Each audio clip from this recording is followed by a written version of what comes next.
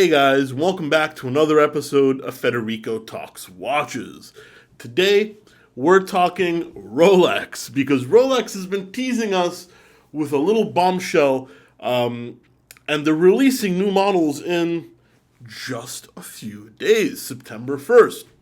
But of course, before we get started, customary wristwatch check. I wasn't going to do a video about Rolex without wearing a Rolex, and this is my Submariner Hulk. And also, guys, check out delraywatch.com.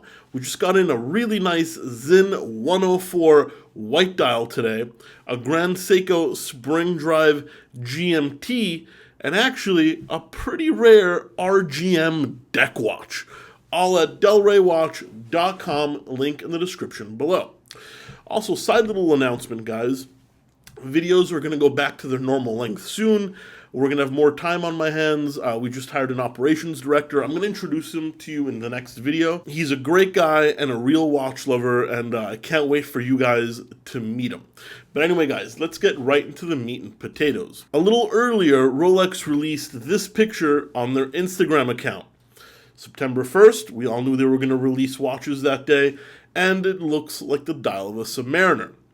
Now, the one thing is pretty certain, even though this is all speculation, all of it is speculation, but the one thing people are pretty certain about is the Submariner is going to get a movement update. Might it get a new case update? May they make the maxi case smaller, new dial variations? Honestly, I don't think so. I think the maxi case is still quite in demand, but I definitely think the movement's going to get updated to the 3235 that's in the newer models. The Submariner is the last one to not receive that update.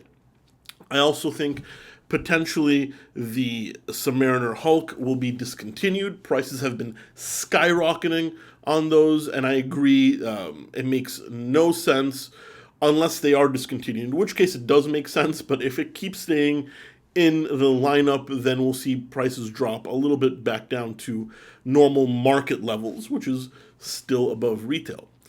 Some people are also speculating, and I'm one of them, even though I think this is more of a wish than a fact. Well, it's not a fact at all. It's just something I'd like to see them do. A ceramic bezel for the Explorer 2s.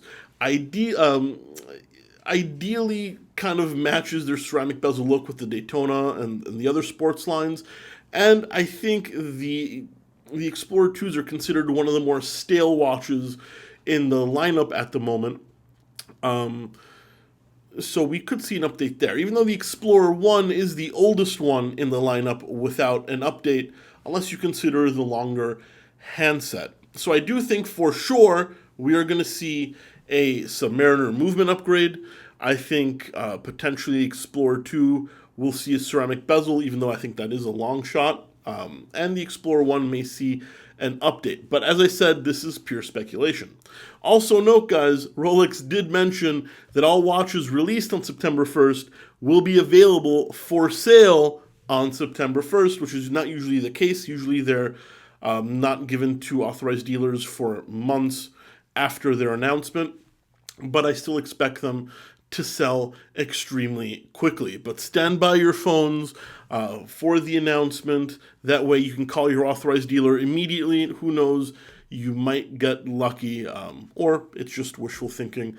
Not too sure there. But anyway, guys, the big date, September 1st, Rolex releasing new watches in the year of COVID. I think it's exciting for everybody, even us that are not really the biggest Rolex fans. We're definitely curious to see what is next from the big crown. Anyway, guys, I hope you found today's video informative. Please give it a thumbs up if you did. Please don't forget to subscribe so you don't miss any more content. And hopefully we'll be getting back to some longer former content sooner rather than later. Thank you so much, and I'll catch you in the next one. Take care.